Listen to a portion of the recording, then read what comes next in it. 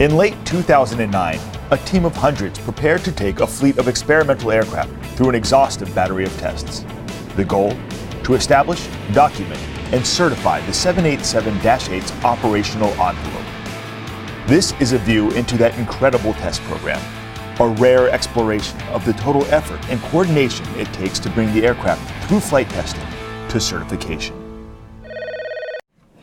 Test Operations Center, Jim Palmer. To safely and efficiently validate the 787's integrity, Boeing Test and Evaluation developed a new way to manage the test process, creating the Test Operations System to maintain 24-hour oversight of its fleet of test aircraft. Mike Fromm oversees flight test engineering for Boeing's commercial aircraft. His team would travel the world, testing the 787's operating limits. With each successive flight test program and the requirements that have been levied on us by the regulatory agencies as well as the programs, we've had to develop robust and complete flight test programs that allow us to accomplish those requirements in a very safe and efficient manner. With the plan in place, the 787 neared its first flight. This would be among the most closely scrutinized test programs in Boeing history. Here at Boeing Test and Evaluation, there are three major areas that we concentrate on in trying to get the airplane ready for service. First area is certification through the FAA and trying to get the airplane certified and the follow-on certification agencies. The other big area that we do concentrate on very specifically is safety. Safety of our crews and safety of the airplane and getting it safe to operate in service.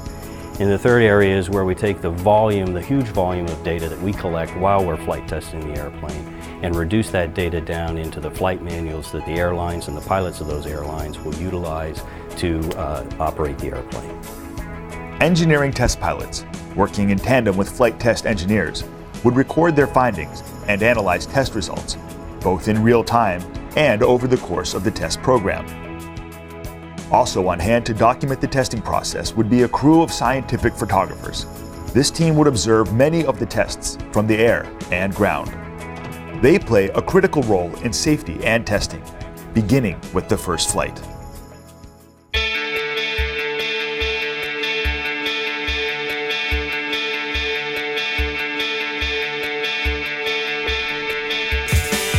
On December 15, 2009, with thousands of spectators and watchful chase aircraft counting the moments before takeoff, ZA-001, the first of the 787 test fleet, was ready for flight. Brake release.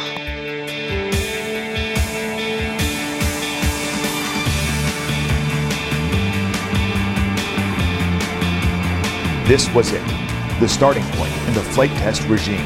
Validation of initial airworthiness, the first of thousands of test flights for the 787 fleet. Now the Boeing Test and Evaluation flight test teams would kick into high gear on the 787.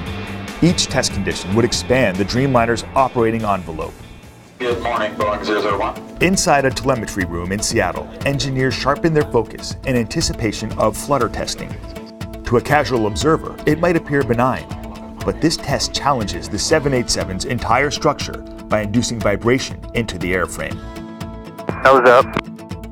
And 3, 2, 1. With flutter, what we're trying to do is to excite the structural modes of the airplane, either through column and going up and down or through rudder and back and forth. And so you're trying to shake the airplane and get the structural modes excited.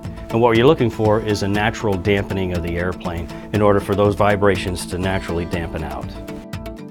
Flutter testing clears the way for high-speed tests, and the program moves on to stalls to further understand the Dreamliner's aerodynamic performance characteristics.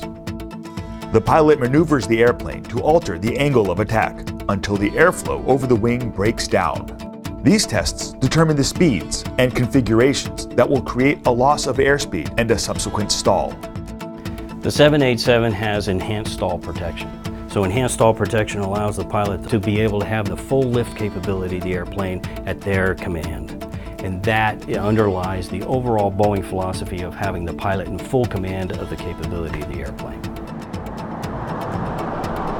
Far from the open skies over the Pacific Northwest, a very different battery of tests awaits the Dreamliner. Crews traveled to the California desert to test and document the 787's takeoff performance.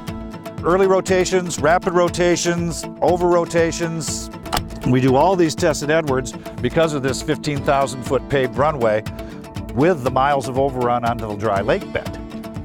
Early rotation is pitching up too early. Rapid rotation is pitching up too fast. And over rotation is pitching up too far, essentially yanking back on the column. And what we're trying to do is to gather all the information together such that the pilot knows, hey, if I get into a situation like this, I know the airplane has the capability of getting out. Understanding how the airplane performs in peak operating conditions and under duress in the event of an unplanned incident is critical to certifying the airplane for commercial use. With VMUs, what we're looking at is to find the minimum speed and runway length it takes to get the airplane in the air. As the airplane is rolling down the runway at precisely the minimum speed, the pilot pulls back on the column, rotates the airplane up, drags the tail down the runway, and then the airplane lifts off into the air.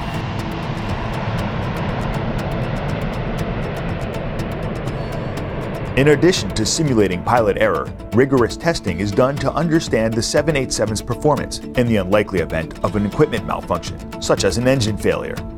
VMCG, or Velocity for Minimum Control on the Ground, puts the airplane and aircrew through that scenario.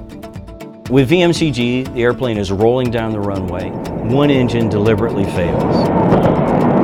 The pilot has 1 second to react, then engages the rudder to compensate for the engine out without deviating more than the required distance. The 787's flight controls play a major role in safely coping with unplanned events. In addition to testing flight controls, the team will test the Dreamliner's material components. One of the most dramatic tests comes during a rejected or refused takeoff.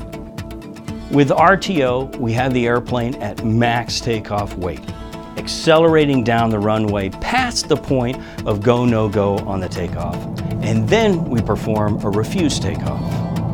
The pilot aborts the takeoff, cutting the throttle, slamming on the brakes without the use of thrust reversers.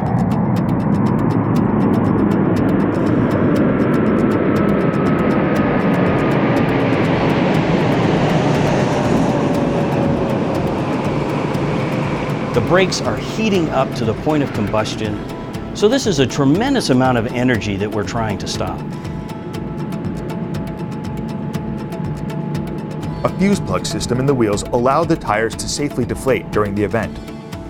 And after waiting 5 minutes, in order to simulate a fire response time at a large airport, the red-hot brakes are doused with water. It has gone as planned. Another success. A major component of flight testing is certifying that the aircraft can operate in various environments around the globe. We monitor weather conditions at various airports looking for sustained crosswinds. One of the most consistent locations is in Iceland. Keflavik Airport in Iceland is subject to heavy crosswinds, and pilots verify that the airplane can safely cope with the difficult conditions. They are literally writing the book on such landings. Certifying that the 787 can operate in challenging environments for any aircraft brings the test team to La Paz, Bolivia. At an airport 13,000 feet high, the airplane proves its aerodynamic and engine performance in a series of test conditions. High-altitude testing is required to demonstrate the airplane's performance capability as the engines face the challenge of thinner air.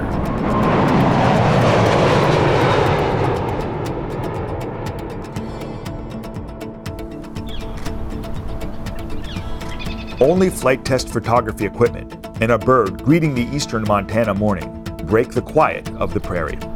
Boeing test and evaluation crews have come to this still corner of the country to measure the noise footprint of the 787. Using an array of highly sensitive microphones, we can develop an incredibly detailed noise profile. From ground-based noise testing to airborne cabin environment tests, and stalls to endurance flights lasting well over 19 hours. The 787 would be put through more airborne testing than any Boeing commercial aircraft before it. Through the thousands of hours of testing in the many locations around the world, and the great sacrifice of people being away from their families for an extended period of time, it all culminates at the end when they know that that sacrifice that they put forward ended up in the certification of the airplane.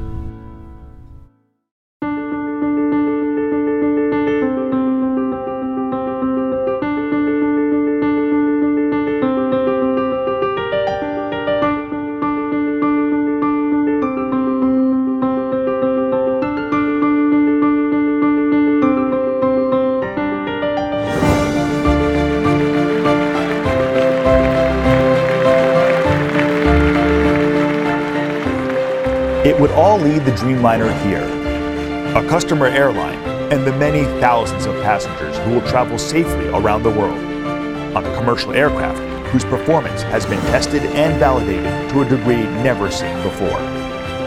Designed to the specifications of commercial aviation's future, the Dreamliner builds on the history of Boeing's innovation, and with an unprecedented flight test effort behind it, building trust in the name Boeing.